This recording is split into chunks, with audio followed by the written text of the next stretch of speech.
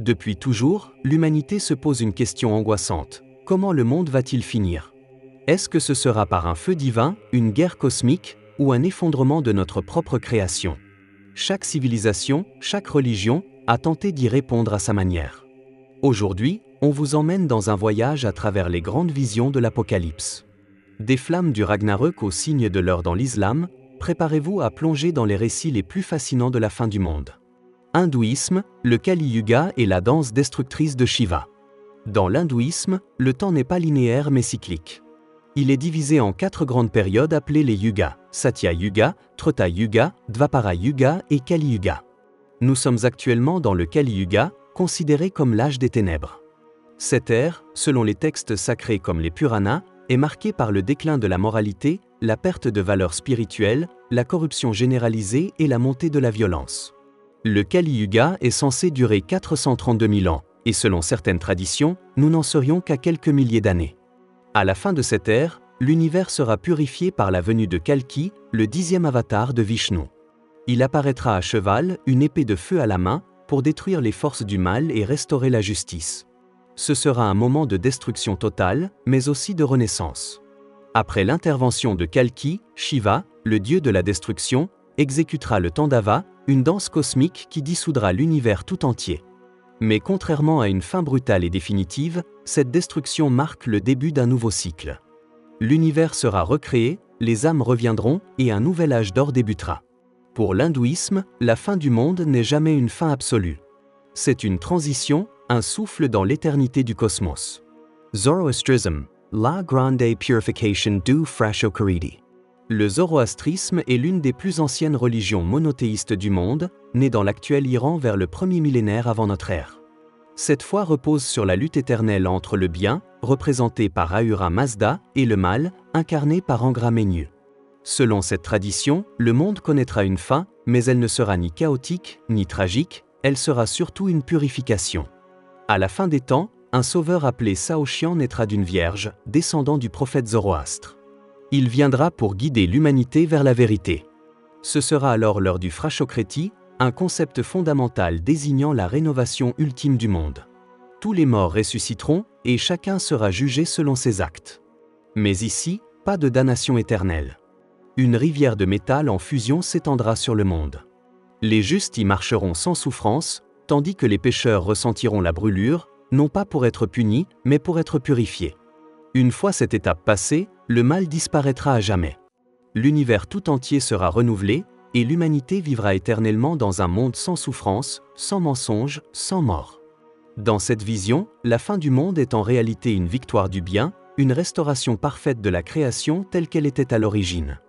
Le zoroastrisme propose une apocalypse optimiste, où la justice divine triomphe avec miséricorde. Aztèques, le 5e soleil et la chute annoncée.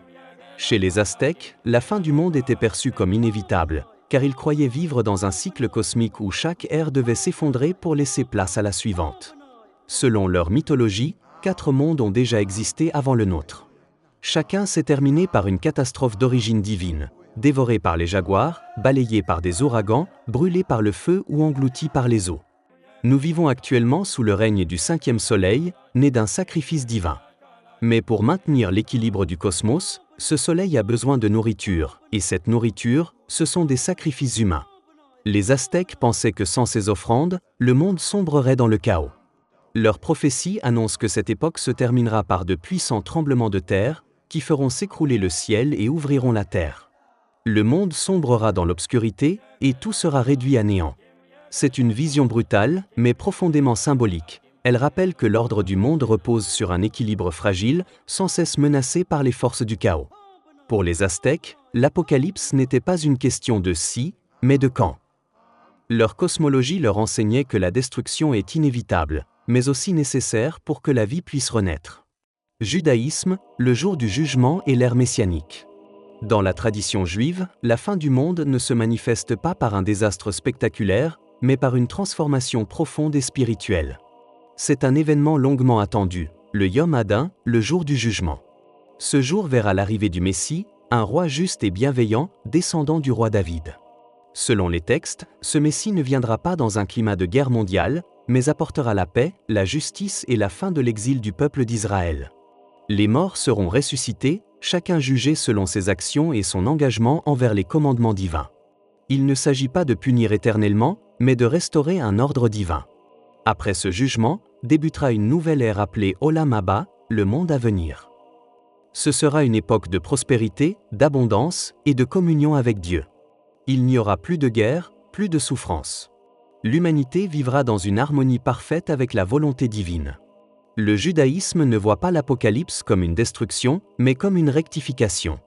Une opportunité pour le monde de retrouver sa pureté originelle, de revenir à ce qu'il aurait toujours dû être, un espace sacré d'amour, de paix et de vérité. Christianisme, l'Apocalypse selon Jean. Le dernier livre du Nouveau Testament, l'Apocalypse de Jean, est sans doute l'un des récits les plus célèbres et les plus dramatiques de la fin des temps. Écrit sur l'île de Patmos, ce texte symbolique décrit des visions puissantes. Les 7 sceaux, les 4 cavaliers de l'Apocalypse, les trompettes, les coupes de la colère divine. Chaque étape marque un fléau, famine, guerre, maladie, catastrophe naturelle. Le monde plonge dans le chaos. Puis apparaissent des figures terrifiantes, l'Antéchrist, la bête, la prostituée de Babylone. C'est une époque de tentation, de fausse paix, de rébellion contre Dieu. Mais au sommet de ce tumulte, le Christ revient. Il mène la bataille finale à Armageddon, où il triomphe du mal. Le diable est jeté dans un lac de feu, les morts sont jugés. Les noms inscrits dans le livre de vie entrent dans la Nouvelle Jérusalem, une cité parfaite où il n'y aura plus ni larmes, ni mort, ni douleur. L'Apocalypse chrétienne est à la fois terrifiante et pleine d'espoir.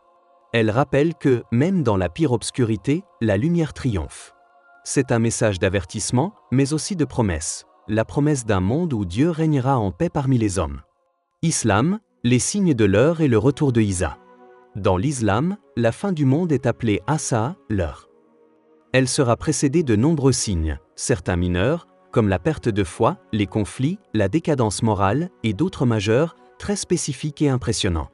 Parmi eux, l'apparition du Dajjal, une figure trompeuse, comparable à l'Antéchrist, qui séduira l'humanité avec des miracles et des mensonges. Mais Dieu enverra Isa, Jésus, revenu sur terre pour guider les croyants. Aux côtés du Mahdi, un dirigeant juste, il vaincra le Dajjal. Suivront des événements cataclysmiques, une fumée mystérieuse, le soleil se levant à l'ouest, une bête qui parlera aux hommes, et enfin, une trompette retentira. À ce moment, tous les êtres vivants mourront. Puis, une seconde trompette marquera la résurrection des morts. Ce sera le jour du jugement, où chacun rendra des comptes. Les justes seront accueillis au paradis, un lieu de paix éternelle, tandis que les injustes subiront la punition. L'Apocalypse islamique est une rupture totale avec notre réalité actuelle.